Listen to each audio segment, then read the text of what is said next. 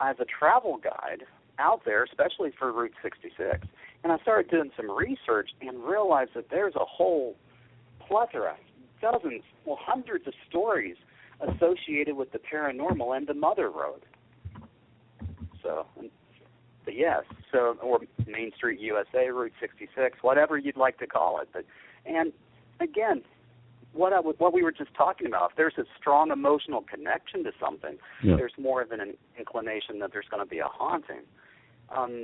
How Route 66 came about, my gosh, in the early 1920s, I believe it was actually 1926 was when Route 66 was formed. It was the first highway that linked Chicago to Santa Monica. And the way they did it, the way the government did it, it was pretty much mostly like a 2-lane road that connected towns. It's almost like a connect-the-dot process.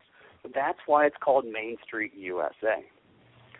Now, whenever traffic started to go through these towns, many of the business owners realized we need to make something unique so that the travelers will, one, stop, and two, they will remember their visit and then return.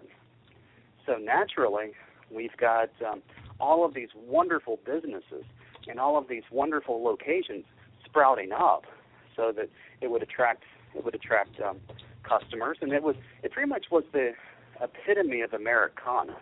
It was just, that to me was the beauty of it. It showed our versatility. It showed how that we can be so creative, and I loved it. We did a tour of it 2 years ago.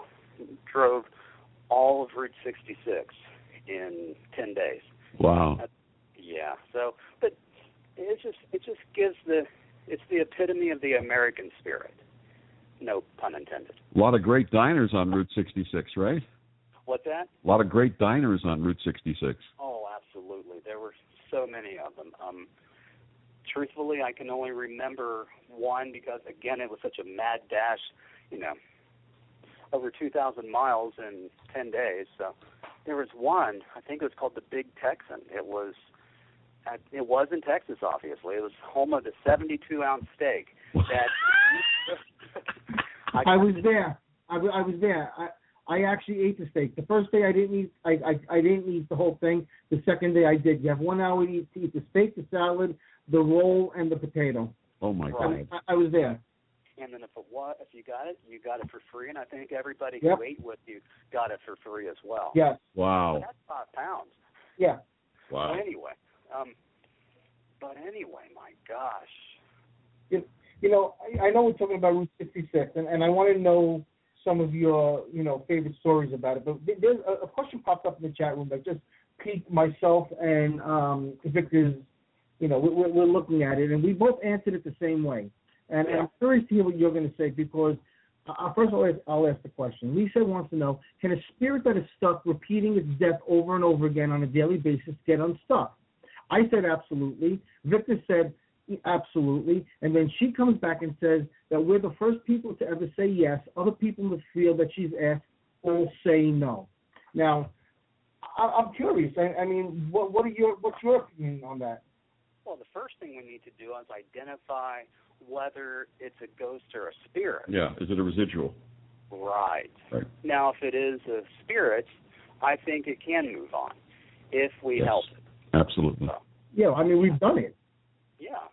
Now, chances are if it's just a residual, and sometimes it's hard to tell the difference, and that's the truth of it. If it is a residual, nothing's going to happen. It's going to continue to play. So. Now, there is a way of eliminating a residual, and that's by changing the energy field in the environment, by clearing the environment. We've done that also. Okay. That I need to do some research on. So. Yeah. Be happy to discuss that with you another time. But the basic idea is if you take the blackboard and then erase it and then clear it, sort of like that as an analogy, it's clearing the blackboard. Yeah, I mean, it's not so easy to do, but it can be done. I mean, we've done it. So that would be my answer. And Victor, I'm glad you had my back on that, because we've done it. I don't know how else to answer it. So please share a couple of your favorite Route 66 stories with our listeners. Oh, man. Out of Missouri, a place called Sullivan, Missouri, there's a place called Merrimack Caverns. It's not too far. It's actually it's a 4.5-mile underground cavern. Now, what it was, it actually is open to the public, and it receives about 150,000 visitors a year. Beautiful place. What happened was, hundreds of years ago, Native American tribes actually would stay inside for days or even weeks at a time, especially in the winter, because it was warmer underground. In a case during the Civil War, Union soldiers would actually use it to store their gunpowder because it was dry. And also, it was actually used as an on-site munitions plant. Now, you ever hear of a fellow by the name of Jesse James? Of course. Yeah. What happened was, in 1874, what he did, he actually used that as a hideout and the base of operations himself.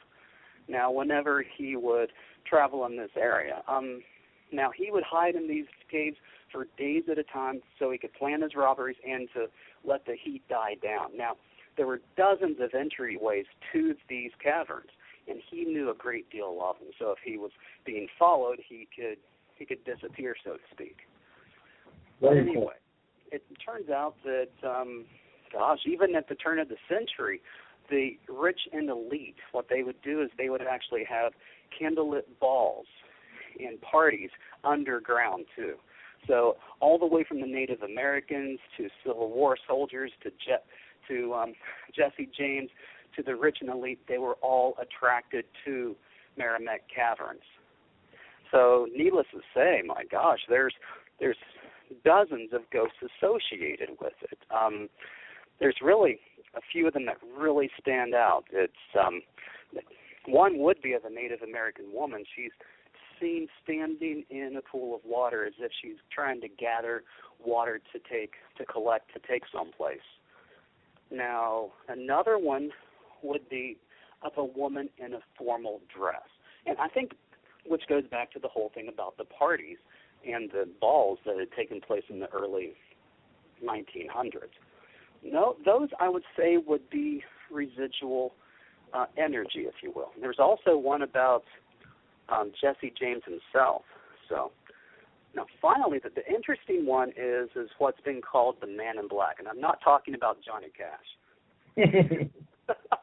What happens is they give tours of the caverns, and in some cases, in the distance, from where the area is roped off, some people have seen the apparition of a shadowy man. He's wearing all black. We're talking a black hat, a black shirt, a black coat or trench coat, and, well, a lot of the times a tourist will see the person, ask the guide who that is, and, of course, whenever they turn back, there's nothing there. So that's, I don't know if that's been captured on film, but there have been rumors and stories that an apparition has been photographed of the Man in Black. Very cool. But nobody knows. But there's never been an EVP that said, "Hello, I'm Johnny Cash." I don't think so. No. So you mentioned another story that you wanted to bring up on the break. Sam Kinison, Mr. Sam Kinison. Oh. Sad story. He was one of my favorites. I'm sorry. He was great. Needles, California, right outside of Needles, California. Well, what happened was he had a long history of using. He got sober, and he was traveling along a highway on U.S. Route 95. And on April 10th of 92, he was riding, and there was a kid that was in a pickup truck, a white pickup truck. I think the kid may have been drinking. I need to take a look in more detail, but I'm almost 100% certain that he was. But the white pickup truck T-boned Kinnison's car, and pretty much he died on the scene. Now, there was somebody that was with him that reported that as he was dying, he looked away, looked into the sky, and said, "I understand. I'm ready." And a few moments later, he was gone. And from that time, it was actually a Trans Am. It was a Trans Am that Kinnison was in. And from time to time after that, at that area, you could hear the sound of screeching tires, and in some cases you can actually see the apparition of a white Trans Am. Wow. Yeah. That's very cool. I've heard the story of his transition, and the story was he actually had gotten out of the car or something to that effect and had walked a few steps and then said, "Oh no, oh no, oh no," as if he knew he was going to die, and then he fell down. And some people do know that. Some people do know. And some people know, and when it's time to let go and when it's time to say that they're ready, and they go. Yeah. But if you notice, it's not necessarily the ghost of Sam Kinnison. It's more of the event that led to his death. It's the car. It's the screeching tires. So, and that's an interesting thing to point out. Yeah. But yeah, Sam Kinnison was one of my favorites. Yeah, he was a great guy. He really was an amazing guy. So, Bob Mackey's, have you ever been there? What's that? Bob Mackey's? Bobby Mackey's? Maybe. Can you care to elaborate? Because it's... Well, Bob Mackey, it's been on every paranormal show, every television paranormal group has gone there, and, it's supposed to be one of the most haunted places. It's in the top 10 haunted places and whatnot. No. And I'll be honest with you, again, I do watch the shows, but the thing is, and again, I'm not using this as a cop-out, but I usually work about 50-plus hours a week, so I don't get a chance to watch many of the shows as much as I'd like. Truth is, I don't watch any of them. I haven't watched them in years and years and years. The only show that I ever watched weekly was one of the first paranormal shows that ever came out. It was called Scared. It was on MTV, and it was where they would take like these kids and put like these cameras on their heads and have them go do things in these very haunted places, and they were petrified. That was an awesome show. Other than that, I don't watch any paranormal shows. I think they're all bullshit. My personal opinion. Okay. Rich, any thoughts about doing a Haunted Route 66 Revisited? Well, I know that the book had over 125 stories in it, and wow. I just barely scratched the surface. So I would say that there's always the possibility of having something in the future. There were plenty of stories that I would have absolutely loved to have covered. But who knows? Maybe that will happen again in the future. Well, we've got about 2 minutes left to the top of the hour. Why don't you give us a little bit of a wrap on Haunted Route 66, and then we'll talk about where you can get your books and find out more about you. Last-minute wrap on Route 66. Okay, well, it's designed for a number of audiences. Of course, it's for us who are involved in the paranormal. We can go visit these places and actually experience some of the hauntings themselves. Another one would be for the historians, the people that are truly interested in the history. Whenever I did 66, I decided it was important to write the history of the place in addition to the hauntings. And a third category would be simply the curiosity seekers. There were some beautiful places and some more interesting places along Route 66. I decided to add some more to it by adding the ghost stories that have been reported about these locations for, decades. So. Well, Chris, I just want to share with you that Chris is coming out with a book called Haunted Route 69, but that's about his ex-relationship. We're not going to go there tonight. So. Yeah. Let's not go there. Let's not go there. That was haunted. So, Rich, please tell our listeners where they can get your books and find out more about you as we bring this first hour of this wonderful interview to a close. Wow. They can actually get them, again, on Amazon.com. They can get them at their local bookstores, Books A Million, so on and so forth. You could actually contact Llewellyn Worldwide, which is Llewellyn, LLEWELLYN.com, and actually try to get it directly from the publisher. So there's a number of ways that you can find the book. Wonderful. A great end to a first hour with Rich Southall, our good friend. Chris, you're going to say something? Go ahead. Yeah. Because, our friend Gina B., I'm having a little private conversation going on with her and Sabrina. Go ahead.